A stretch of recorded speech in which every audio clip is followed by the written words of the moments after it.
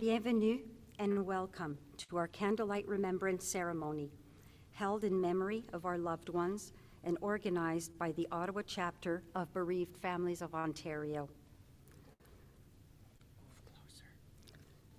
I would like to welcome those who are in person here today and those who are watching remotely. We are currently streaming live from the sacred space at Beechwood, the National Cemetery of Canada. We would like to acknowledge that our ceremony is taking place on unceded Algonquin and Anishinaabe land. Today, we remember our loved ones, children, brothers, sisters, mothers, fathers, partners, friends, and relatives, dear ones who live in our hearts and memories. We hope the ceremony today provides some peace and solace. Nous espérons que la cérémonie d'aujourd'hui vous apportera un peu de paix et de réconfort. Please note, if you did not see your loved one's photo at the start of the event, be assured it will be displayed during the ceremony. For those of you watching online, if we experience technical issues, please log off and sign back in. My name is Nicole Frenette. I am the office manager with BFO Ottawa and will be your MC this afternoon. The love and respect I have for bereaved families of Ontario stems from witnessing firsthand the comfort and support it brings to so many, and as such, being part of this amazing organization is very meaningful to me and a great privilege. L'affection et le respect que j'éprouve pour les familles endeuillées de l'Ontario viennent du fait que je suis témoin du réconfort et le soutien qu'elle apporte à un si grand nombre de personnes. Et c'est pourquoi faire partie de cette organisation extraordinaire est très précieux pour moi et un grand privilège. I believe it is of great value to honor our losses and the continuing bonds we share with our loved ones. To do so contributes to our own well-being and the well-being of those around us. Our program will unfold as follows. Following this introduction, we will introduce Erica Wagner of the Beechwood Cemetery to speak about the sacred rock. Following, Brittany Kingham, our new program manager, will speak about BFO Ottawa. We will then welcome our main speaker, Catherine Bélanger, who will speak about her husband, Maurice Bélanger, how, despite struggling with ALS, continued to change the face of Canada. Afterwards, we will begin our candlelight vigil while Barry Lepage will play the piano. At that point, we would like all of you at home to get a candle and light it along with us. And for all of you here with us in person, we will ask each of you to come to the front to get a candle, and if you'd like, say the name of your loved one. We will then play the slideshow of our loved ones once again. Following, we will have Christiane Vinette, a dedicated BFO volunteer, read an English and French poem about candlelight. Je souhaite maintenant la bienvenue à Erica Wagner de la Fondation du Cimetière Beechwood. I now welcome Erica Wagner.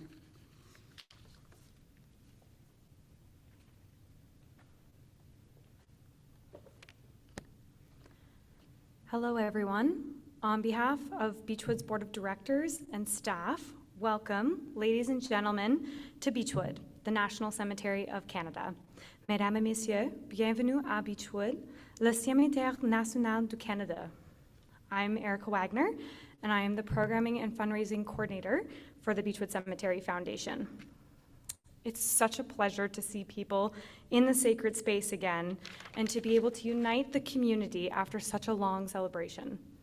To those of you joining us virtually, welcome also. BFO Ottawa does fantastic work supporting the bereaved, and Beechwood is so proud to help the great work that they do. Normally, I talk about the sacred rock and the symbolism behind that, but today I was kind of inspired by another charity that visited Beechwood this morning. And it reminded me a lot of the tradition that BFO does, starting with the names that were displayed on the video here at the start, and that'll get played again later, and seeing the pictures. Now, this other charity, Wreaths Across Canada, they're a military charity that comes and puts a holiday wreath on the veterans' graves out in the National Military Cemetery. And the president spoke about how important it is that before they lay a wreath, to say the name of their loved one, and how people around the world, all over the world, they do the same tradition. And it made me think about BFO and how important saying the name of our loved ones really is, and how it connects us all together here today. Especially how you're going to come up, light a candle, and the lasting memory of those names live on in this room with all of us today. That they are not forgotten, we remember them, and that we love them. Beechwood is so proud to have BFO here and to give the community a space to say those names and to remember them during this holiday season. Thank you.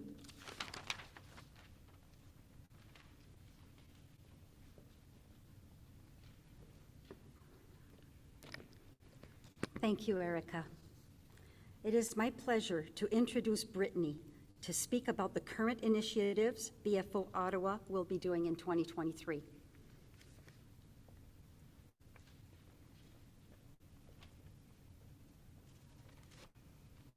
Thank you, Nicole. Hello, everyone. I would like to extend my deepest gratitude to BFO volunteers Christiane and Lise, who have graciously donated their time and energy to this beautiful ceremony, and to our entire volunteer community, without whom we would not be able to serve the bereaved. The work done by our volunteers allows BFO Ottawa to provide peer-based support and hope to the people of Ottawa and beyond. The need for bereavement support within our community is at an all-time high, and we are proud to be able to continue inspiring hope and healing for people who are grieving. We are proud to have run various weekly and monthly programs throughout 2022, as well as annual events such as this one. We are pleased to announce that due to the commitment of our dedicated volunteers, we have been able to double our capacity for our weekly support programs. We hope to continue to expand our reach and warmly welcome you to explore and join our programs.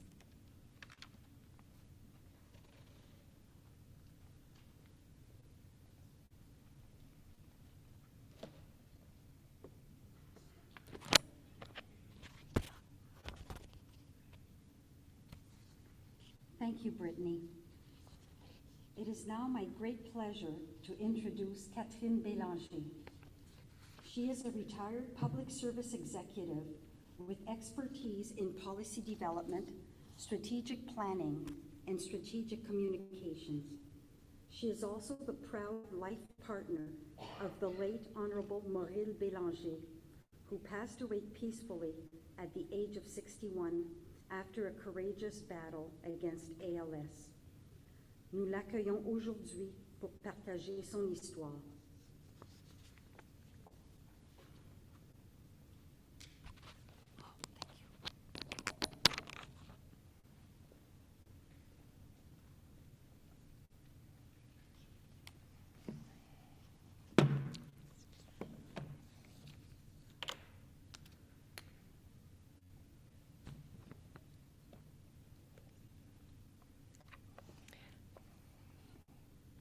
Bonsoir tout le monde. Hello. Thank you for inviting me, and thank you for thinking of Maurille. It is hard to believe that it's already been over 6 years. And time flies, but as far as grief goes, it never goes away. It changes, but it never goes away. So maybe I start a little bit our story with the two 2015 election, where that was Morel's last election, and he has won, but it was a bittersweet victory because the last 3 weeks of the election, he started having difficulty of speaking. And the picture I have chosen was done in July 2015, and it's still, like I'm trying to fight as part of my grief of changing the visual memory. He was 61 years old, and he had 8 months of ALS. And I find it difficult that very often, even when he gets recognized, the photographs that are being used are only for the last 5 months, 4 months of his life. So I've successfully changed, even in Parliament, some of the photos they were posting. So this one is very dear to me because it was just before we started the election. And you can see on his image, it's that beautiful smile he had, there's a little cockiness in there. Anyway, so I just wanted you to know that. And I am wearing red because he would absolutely love that idea. So he was famous for his red jackets, especially during elections. So after the election, I've Googled everything. Je suis allée chercher partout sur Internet, est-ce qu'il y a une information, qui sont les maladies, où ça commence, il y a un problème d'avoir la difficulté à parler. So I tried everything to find what could be causing not speaking. I did come across ALS, but never the bulbar version. So I never even thought that that could be a possibility. We were very pleased that his test came back negative for cancer and for stroke. And unfortunately, it didn't last long because I never forget the day when we were called into doing the last test, because some of you may remember he was running for speaker, and he was rumored that he would be winning the Speaker of the House. And so we got a bit, the testing was happening reasonably fast. And just 4 days before the election for the Speaker, he ended up being diagnosed at the Civic in the basement with ALS, with his last neurological test. And it was obviously an incredible shock. It's all the cliches come to mind, hit by a bus, run over by a train, all of it you can relate, one can relate very much. But we were trying, sorry if I'm making noise, especially he would go on and, to him it was just working and continuing. And especially some of you may recall he had an ongoing private member bill, which was about changing the national anthem in order to include women. And this has been driven by a lot of the women, senators. It's been going on for 30 years, but for him also became very personal with our granddaughters. So a lot of was at stake here. And he has become the first, because his diagnosis was November. 3 weeks later, he couldn't speak at all. This was an extremely aggressive ALS, and it took him in 8 months. And so he couldn't speak at all. So he continued to be him and broke a few records. He was the first member of parliament to use an electronic aid, an iPad, to communicate in Parliament and to introduce, continuing fighting and introducing his private member bill. On avait une expérience intéressante aussi d'une synagogue. Ça a été un samedi et c'est interdit d'utiliser les équipements électroniques. mais ça a été la seule façon qu'il était capable de donner un discours. Alors, ils ont changé pour cet samedi et Maurice était capable d'adresser la congrégation avec son iPad. So we ended up using an iPad in a synagogue on a Saturday out of respect for him and because people wanted to hear. You were talking about the influences, even during this time. It was amazing because after his speech presentation with the iPad, parents came to us during Kiddush and were thanking us because a number of them would have children or others who couldn't speak. And we actually introduced a possible way of interpreting the Torah, allowing for handicapped people to participate in the service while interpreting of still respecting the Torah. And then, of course, the big one was getting, all Canada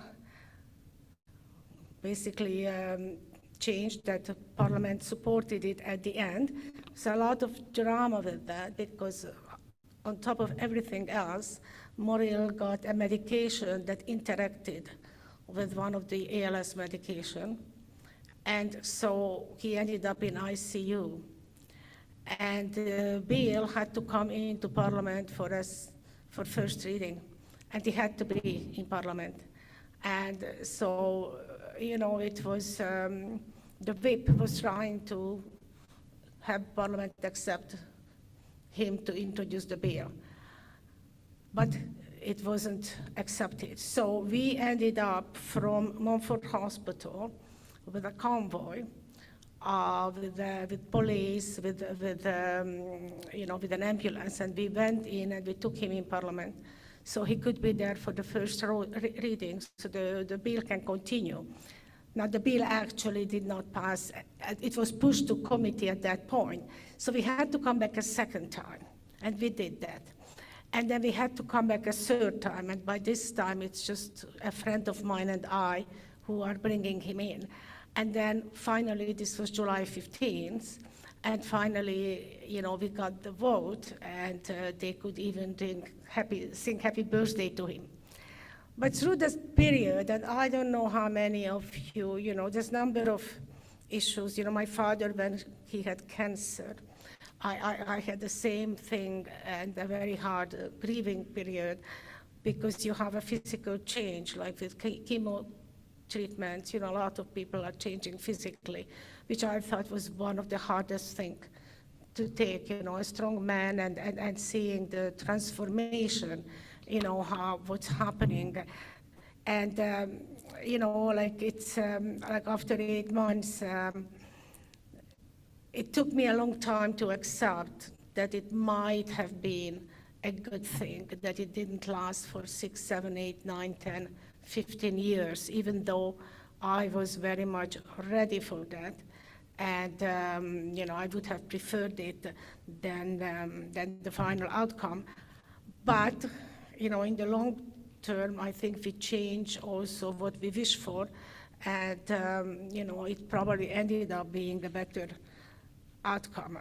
It's amazing how he's been recognized and how he's been, there is a theater named after him at the Museum of Aviation.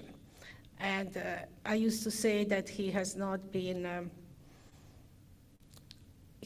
telling people what he's been doing. He always used to tell me, the people who need to know, do know. And I was pleasantly surprised because he was a very humble man. I was pleasantly surprised the recognition and the influence he was having. For a grieving journey, I am still grieving. I will probably. Life is never the same, but it is full of surprises.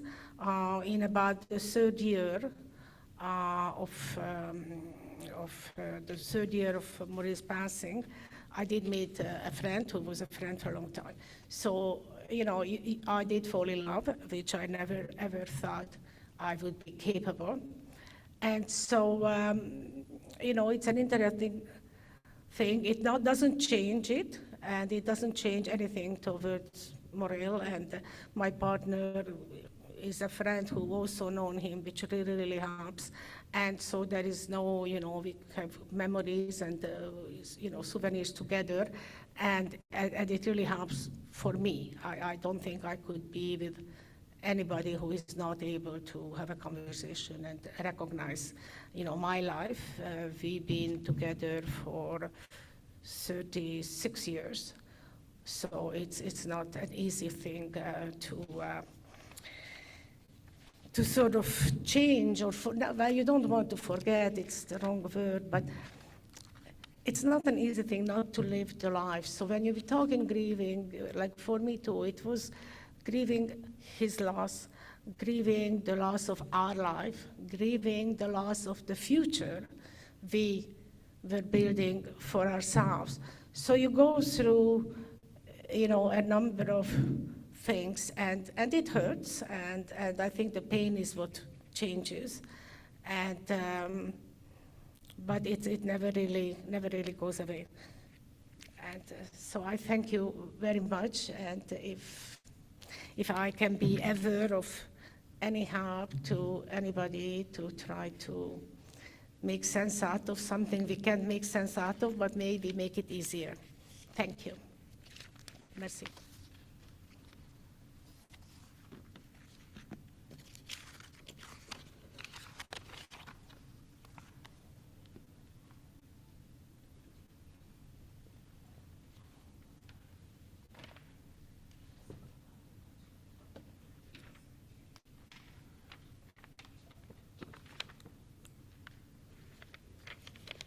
Thank you, Catherine, for your strength in sharing this very personal and touching story.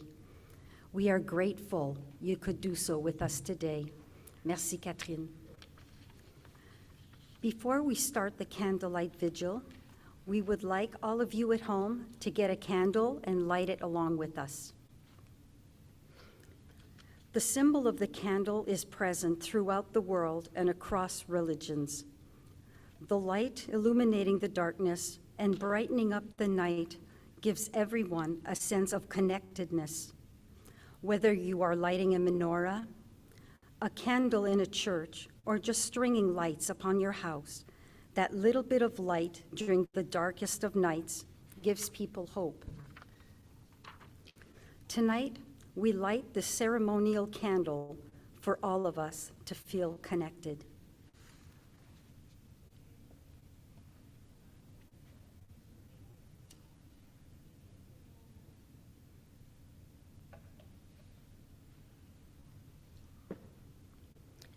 Each person here can come to the front, speak the name of their loved one, and then light their candles on the ceremonial candle. It symbolizes that we are all here together and we all support you. Nous sommes ici ensemble et nous vous soutenons tous et toutes. Allow the light to warm your heart. Even though you are missing your loved ones, know their spirit will forever burn bright. Once every person lights their flame, we will all be connected and will all know that we are not alone. Please come on up.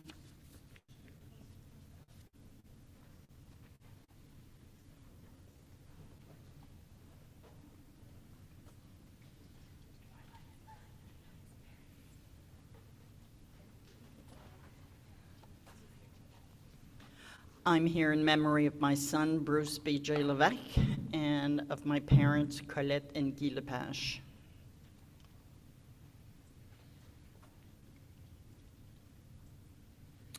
I'm here thinking of my parents, Marge and Reg Marfleet, and I have a photograph of them at home that I see every day, and it's a good memory, really a good memory.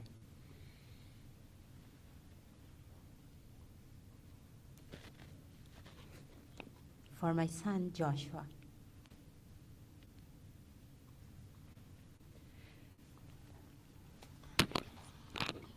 I'm here for our son, Christian Seguin, who passed away in July. Here for my son, Christian Seguin, which I missed tremendously.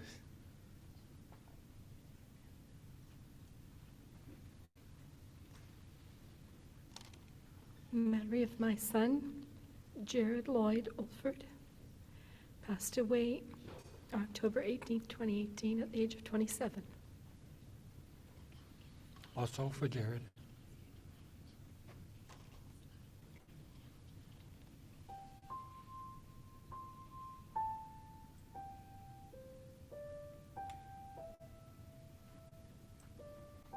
I lost my son, Jonas Mitchell. He was 36. He passed away in 2018. And after which I lost my mother and my father, Stuart and Leona MacDonald.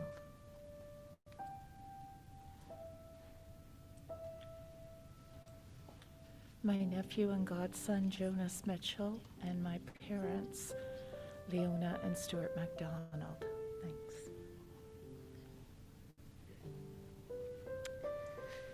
We're lighting this candle in memory of my father, John Moores.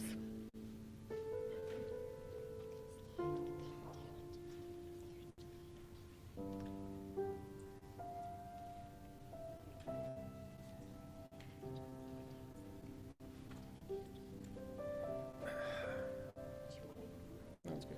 We're lighting this candle for our son and brother, Troy Richmeyer.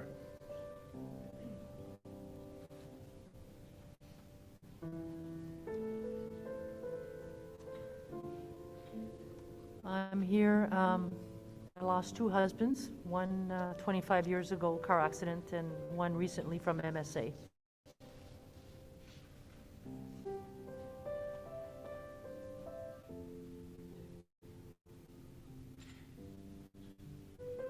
I'm here for my wife of 41 years, Ruth Kettles.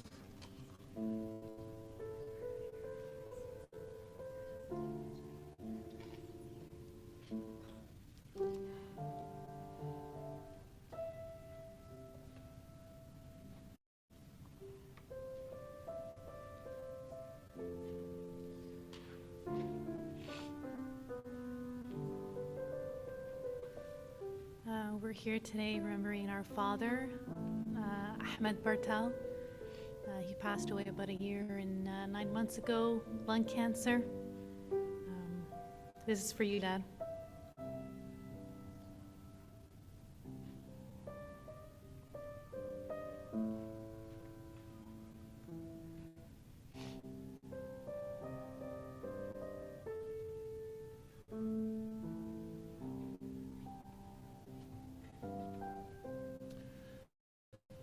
I'm here in memory. I'm here in memory of my wife, Marilyn Dahl. We were married for 47 years. She passed away in July of 2021. Thank you.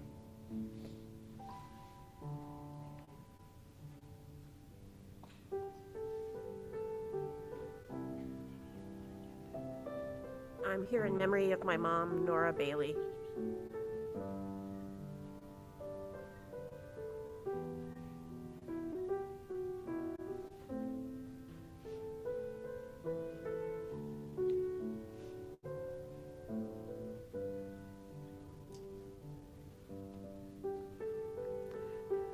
We're here in memory of David Zeppa, son and brother. He died 18 years ago today, 3 weeks before his 22nd birthday.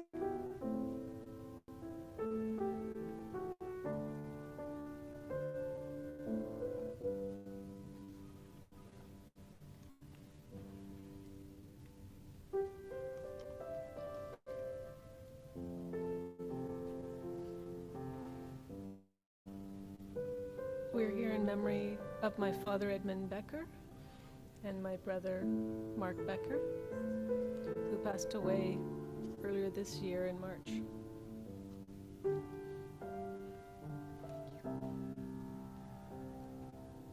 I'm here for my friend, Mark Becker.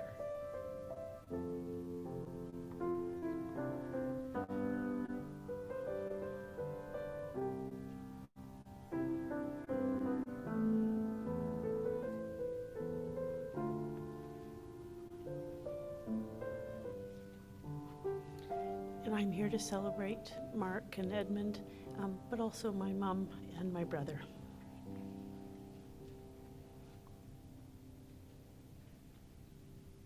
And Maril. For Morel and for my father, thank you.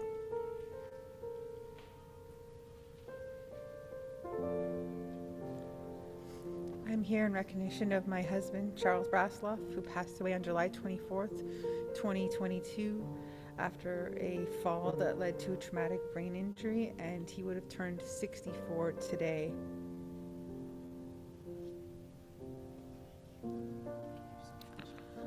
This is for my son, Gregory White. He was 49. He died in April 2021.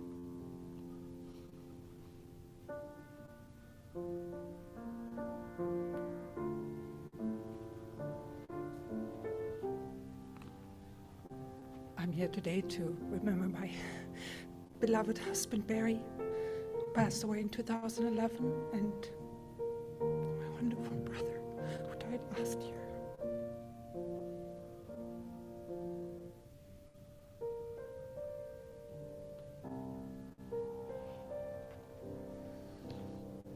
Je suis ici à la mémoire de mes parents, Roland et Léona Vinet, de mon fils, Sébastien Clavel, décédé en 2019 à l'âge de 45 ans. But tonight, I especially remember my beloved late husband, Lieutenant Colonel Terry LaRouche, buried with his comrades in the military cemetery.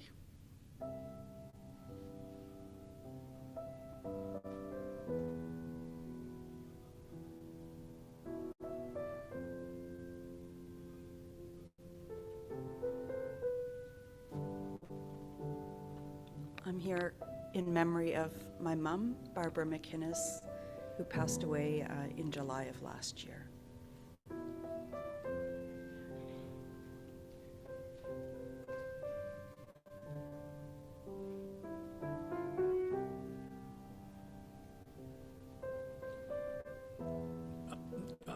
I'm here in memory of my wife, Barbara McInnes.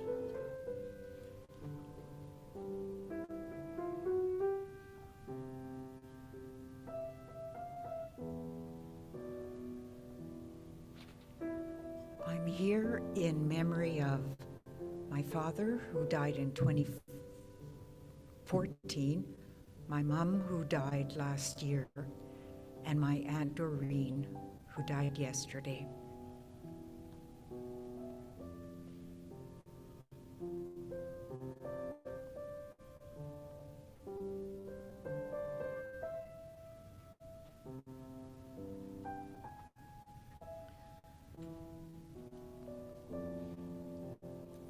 I'm lighting this candle in memory of my friend, Steffi Cole.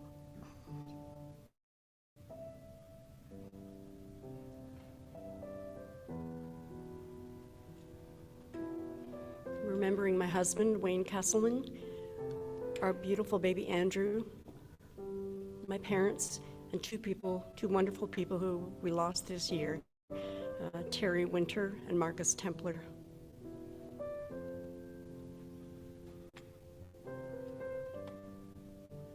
I'm here in memory of my husband, Edmund Becker, and my son, Mark Becker, who died this year.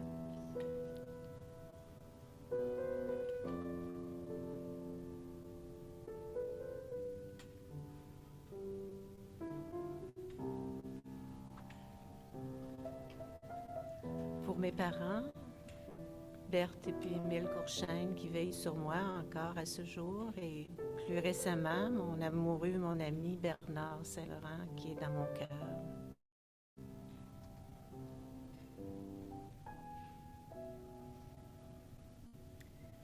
I'm here to remember my partner, Jean-Jacques Melconian, who died 21 years ago at the age of 29. I've been very lucky to remarry since then, but you never forget.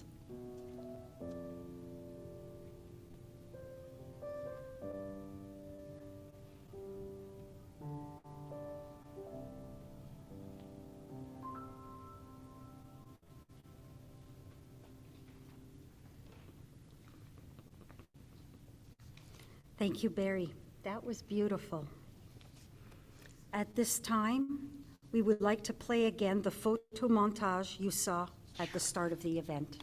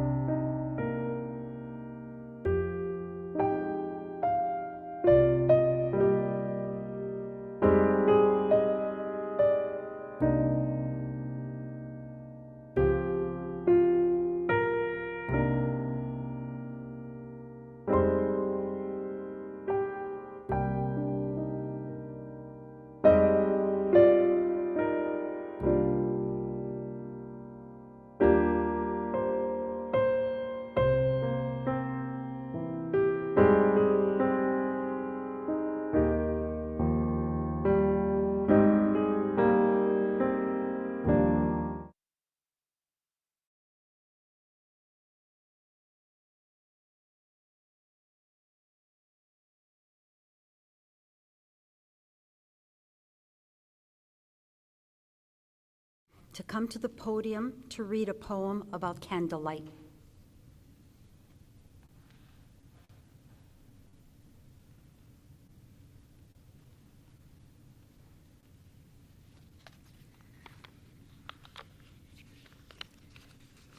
I light a candle in loving memory of you. Its flame flickers like the spark you lit in me. The wax melts away like moments in time till we meet again. So shines a small symbol of hope in a sorrow-filled world.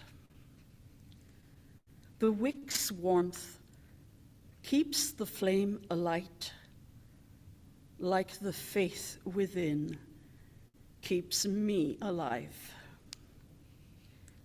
Smoke spirals into the sky towards you, saying your name. The shimmering shine speaks, spreads peace, and parts the shadows. Its illuminating lights lifts my soul to you and combines our consciousness. The flame of the candle may blow out, but the flame of our love will always burn in my heart.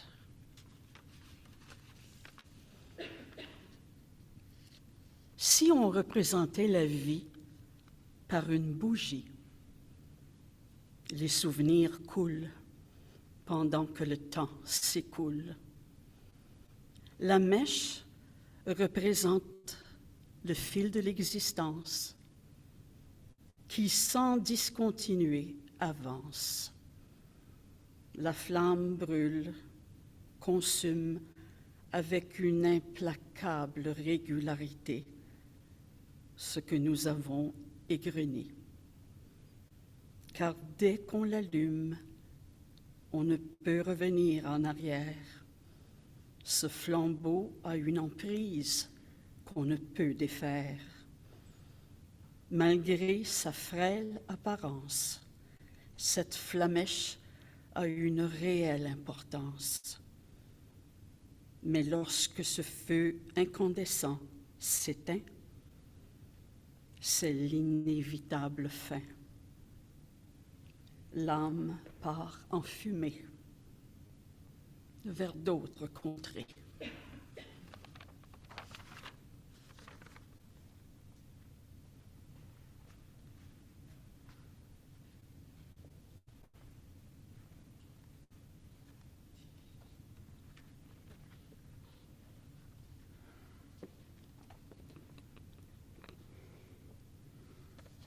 Merci, Christiane. When you're ready, please blow out your candles. Even as we are now blowing out our candles, our love remains. We will remember our loved ones and carry them in our hearts this holiday season and always. We would like to thank all the people involved in building today's ceremony. To our wonderful speakers today, Erica Wagner, Brittany Kingham, Christiane Vinette, and our incredible guest speaker, Catherine Bélanger. Thank you once again. We would also like to thank Nick McCarthy, the director, the Director of Marketing and Communications and Community Outreach at Beechwood, and all the Beechwood Cemetery staff for their support and assistance in hosting this event in this beautiful place. We are grateful for your support. Nous vous remercions de votre soutien. To our donors, volunteers, and attendees, we are grateful for your generous donations to BFO Ottawa. We simply would not exist without your active support of our peer support programs and memorial events that provide invaluable support to the bereaved. Thank you all for joining us today. Merci à tous de vous être joints à nous aujourd'hui. We wish you a holiday season filled with peace. Nous vous souhaitons une saison de fêtes remplie de paix.